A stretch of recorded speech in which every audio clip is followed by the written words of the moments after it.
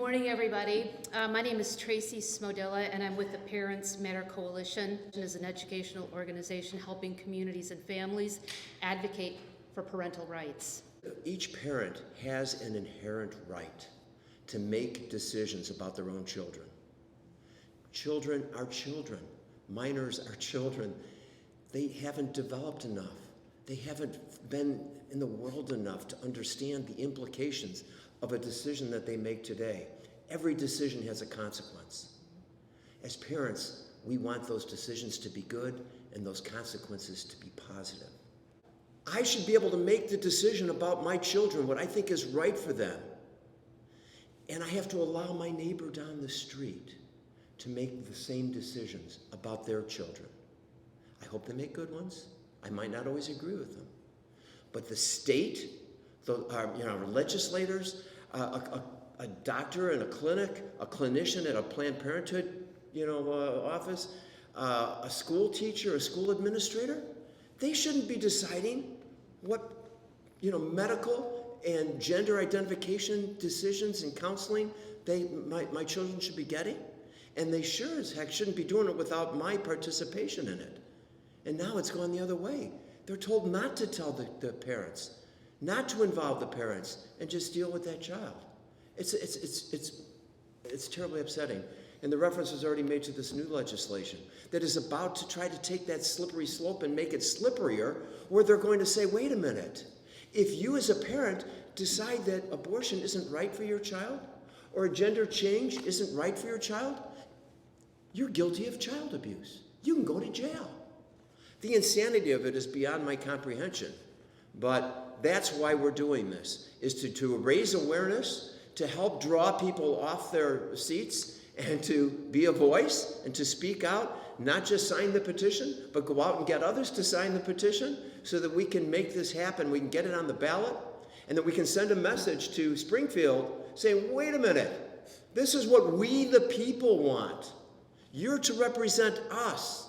My own children and my own grandchildren, I've always told them, first of all, I've told them, silence is compliance. If you don't speak out, then you're for it.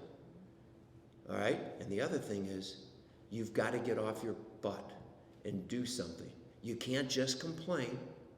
You've got to go out and do something. And you can make a difference. This initiative is making a difference. Over the last several years, the curtain has been peeled back and has exposed a variety of legislation that has been passed or introduced.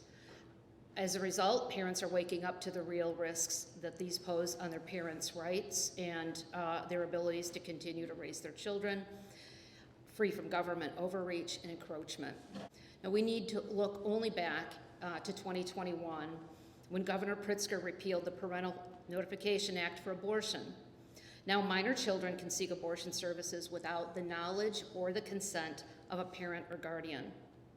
Minor children have access to a multitude of services without parental consent or knowledge, including abortion, hormonal birth control, without even seeing a doctor first, mental health care therapies, and gender identification counseling. Many of these are life-altering. The recent introduction of House Bill 4876 has further increased alarm in parents.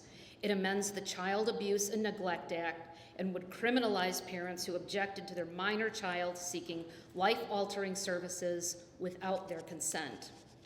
Now, what's astonishing is that this legislation, enacted or not, strikes no parity with other reasonable laws for parental consent. For example, a minor child requiring parental consent before they can have their ears pierced, or a person under the age of 18, they can't get a tattoo even if a parent consented. Now, what's even further astonishing is when a minor child can seek abortion services without parental knowledge or consent. If you look to the Illinois Department of Public Health website, they have a parental consent form for ear piercing or body piercing on there that goes through 2/3 of the page is on the risks and the warnings of having their body or an oral cavity pierced. It's astonishing that the Illinois Department of Health would not mention any of this. Yet children are having access to surgical abortion, they're having access to chemical abortion, and certainly pharmaceutical abortion.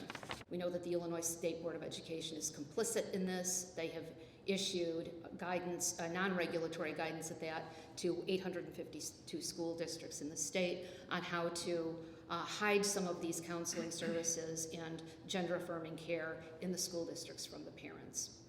This is the time that we come together. We stand up and we say, stop it, no more. We're here to protect our kids. We're here to give them guidance. We need Illinois voters' voices to be heard, and we need to tell Springfield, we need to send a very resounding message. Get your hands off our kids. Thank you.